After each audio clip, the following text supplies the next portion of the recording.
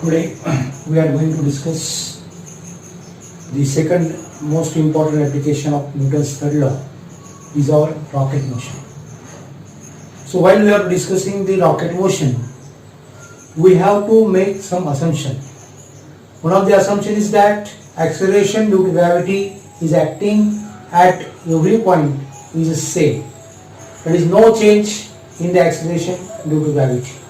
And second assumption is that there is no effect of rotation of Earth on the motion of this rocket body. And also it tells that the air resistance is not affected on the motion of this rocket body.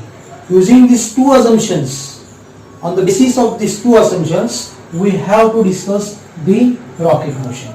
We have to consider here in this figure, this is the rocket body. So m is the mass of vehicle and delta m is the mass of fuel. We know very well after burning of the fuel within that rocket, the force is exerted on Earth, and in that proportion that rocket is launched in sky. So we have to say that after burning that particular fuel of mass delta m, the velocity of that body, that is rocket body, is going to be increases by an amount delta v say. So we have to say that initially when we fuel, the velocity of our rocket is v at a time t say, but after some time, that is say after, for our instance we have to say after small time delta t, the fuel is totally burned, and because of that the mass of vehicle is going to be decreased. So we have to say, as mass of vehicle is going to decrease, the velocity of that rocket is going to be increased. We have to say for our convenience that by an amount delta v, the velocity of that rocket is going to increase. So we have to say v plus delta v is our velocity when time is t plus delta t after burning of fuel. Now we have to apply the law of conservation of momentum. What is law of conservation of momentum? Momentum before launching and momentum after launching is remains same. That is law of conservation of momentum. So we have to say before launching, what is the mass of our vehicle? That is say capital M. Then at that time the velocity of that vehicle is say v. So mass into velocity is our momentum before launching. But after launching, what happened? The mass, that is delta m, is a mass of fuel, is going to be decreases from the mass of that vehicle. Why? Because whatever the fuel is there, that fuel is going to be burned, and because of that the mass is going to be decreased by an amount of mass of fuel, that is m minus delta m. Because of that, decreasing the mass, velocity is going to be increases by an amount delta v. So we have to say v plus delta v. So in that situation, we have to say that momentum of that one is m minus delta m into v plus delta v, plus momentum of this fuel, that is mass of that fuel which is burned, is delta m. So we have to say this is delta m. Because of that, the velocity with respect to the velocity of rocket is nothing but your v minus u. So we have to put that value delta m into v minus u. This is the equation by using the law of conservation of momentum. After solving this, we have to get m into v, m into delta v minus v into delta m, then taking product of this one, minus delta v minus delta m minus u delta m plus v delta m. We have to solving this two bracket, then neglecting the small terms, negligible terms, say delta v into delta m, we have to get the equation m into delta v, that is this term, is equal to minus u into delta m. Because mu get cancelled, again v minus v delta m plus v delta m is again going to be cancelled. So remaining term is only minus u delta m is equal to m delta v. Negative sign indicate that when mass is going to be decreased with the time, at that time the at time is increases, the mass is going to be decreased. Dividing this equation throughout by delta t, we have to get m delta v upon delta t is equal to minus u delta m upon delta t. Taking limit delta t tending to 0, we have to get m into dv by dt is equal to minus u dm by dt. Call this equation number 1. Then we know that the rocket is launching in upward direction. At the same time, the gravitational force is acting on that rocket in downward direction. So we have to say that gravitational field is in opposite with the direction of motion of our rocket body. So we have to get the equation m dv by dt is equal to minus mg minus u dm by dt. What is minus mg? That is the force created on that vehicle, on that rocket due to the gravitation. So we have to get m dv by dt is equal to minus mg minus u dm by dt. So dv by dt is equal to minus g, m get cancelled, minus u by m dm by dt. So dv is equal to minus g dt minus u dm by m. This equation number 2. By integrating this, we have to get integration of dv is v, dt is a t. So v is equal to minus g into t minus u. Integration of this one is ln of m plus c1. c1 is constant of integration.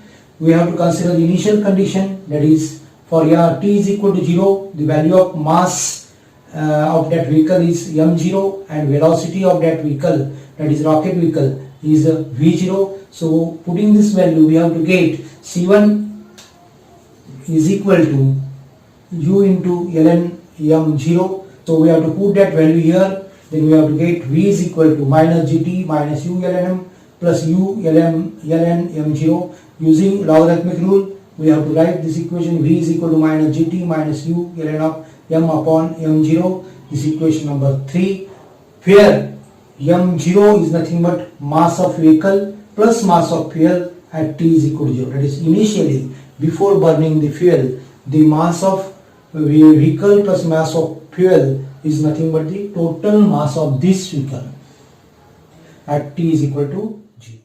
Now let us suppose fuel is burned with a constant rate. That means we think that rocket, whatever the fuel is burned, it has a constant rate, and for our convenience we have to say that rate is denoted by alpha. Alpha is equal to minus dm by dt. What it means? As time is increases, mass is going to be decreases. So we have to get alpha is equal to minus dm by dt. So dm is equal to minus alpha into dt. Integration of this equation, we have to get integration of dm is m minus alpha t plus c2. What is c2? Again, constant of integration. To getting the value of constant of integration, we have to consider the initial conditions. That is, at t is equal to 0, m is equal to m0. If you have to put this value here, we have to get c2 is equal to m0. So we have to put the value of c2 as m0 here. So we have to get minus alpha t plus m0 is equal to m. We have to write that equation as m is equal to m is equal to m0 minus alpha t. Call this equation number 4. Using this in equation number 3, we have to get v is equal to minus gt u of u ln of m is nothing but m0 minus alpha t, m0 minus alpha t upon m0 as it is. So we have to write this equation as v is equal to minus gt minus u ln of 1 minus alpha t upon m0. We have to divide this term by m0, each term. So m0 upon m0, 1 minus alpha t upon m0. Call this equation 5. Equation 5 is the instantaneous velocity in vertical direction. So that means the velocity of our rocket at that situation at that time. So we know very well the definition of velocity is nothing but rate of change of displacement. So here displacement is along vertical direction, that is along y-axis. So we have to consider v is equal to dy by dt. So we have to put that as dy by dt in equation number 5. We have to get dy by dt is equal to minus gt minus u ln of 1 minus alpha t upon m0. So dy is equal to minus gt dt minus u ln of 1 minus alpha t m0 dt. Integrating this equation, we have to get integration of minus gt is nothing but minus 1 half dt square minus mu ln of 1 minus alpha t upon m0 into dt plus c3, that is constant of integration. All this equation number 6, c3 is our constant of integration. So we have to say integration of ln 1 minus alpha t m0 dt as I. So we have to substitute I is equal to integration of ln 1 minus alpha t upon m0 into dt. So we have to put that value here, y is equal to minus 1 half dt square minus mu I plus c3. c3 is our constant of integration. So we have to first of all solve this integration, that is I is equal to integration of ln of 1 minus alpha t upon m0 into dt. For this purpose we have to use the substitution method. We have to substitute x is equal to minus alpha t upon m0 and dx is equal to, taking derivative of this one, minus alpha m0 into dt. Putting this value here, we have to get I is equal to minus m0 upon alpha ln of x dt. So I is equal to minus m0 upon alpha. Derivative integration of ln x is nothing but x ln x minus x. We have to write this as. So we have to put the value of x. And what is the value of x? X is equal to 1 minus alpha t upon m0. We have to put in that value minus m0 upon alpha. X means 1 minus alpha t upon m0. ln of x, x means 1 minus alpha t upon m0 minus 1 minus alpha t upon m0. We have to complete this bracket and we have to get the integration of this term. After getting the value of integration, we have to put that value of integration in equation of y. That is the displacement of our vehicle in upward direction. So we have to get y is equal to minus 1 half gt square plus m0u upon alpha in bracket 1 minus alpha t upon m0 ln of 1 minus alpha t upon m0 minus 1 of minus alpha t upon m0 plus c3. Again c3 is our constant of integration. Again we have to consider our initial condition, that is at t is equal to 0, displacement of the body in upward direction is also 0. So we have to put that value here. We have to get 0 is equal to minus m0 u upon alpha plus c3, and we have to get c3 is equal to m0 u upon alpha. We have to put this value in this equation. So we have to get minus 1 half gt square plus m0 u 1 minus alpha t m0 ln of 1 minus alpha t m0 1 minus alpha t m0 plus this c3 m0 u upon alpha. So it is taking as common, so we have to get here 1. So y is equal to minus 1 half gt square plus u. We have to multiply m0 u m0 upon alpha in this bracket. We have to get here 1 minus 1 plus 1 get cancelled. So we have to remain plus alpha t upon m0. So if you have to multiply with this, m0 and alpha is going to be cancelled, only t is remain. So you have to get t here. So m0 upon alpha into bracket 1 minus alpha t m0 ln of 1 minus alpha t upon m0. So y is equal to minus 1 half gt square plus u into t plus, we have to solving this bracket. So multiply this m0 alpha to this bracket, we have to get m0 minus alpha t upon alpha into ln of, taking LCM, m0 minus alpha t upon m0. Call this equation number 7.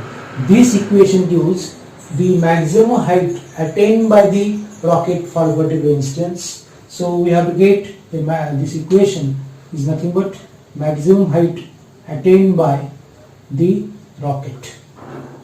Now, as rocket attained maximum velocity at time t is equal to capital T, when all fuels is to be burned. It means that when fuel is burned, at that time the weight of that rocket is going to decrease and therefore the velocity of that rocket is going to be increased. So at a time t, capital T say, at that situation we have to say that total fuel will be burned. And as total fuel will be burned, we know very well there is only mass of vehicle is remained. So we have to get T is equal to T, that only mass is m is equal to mv.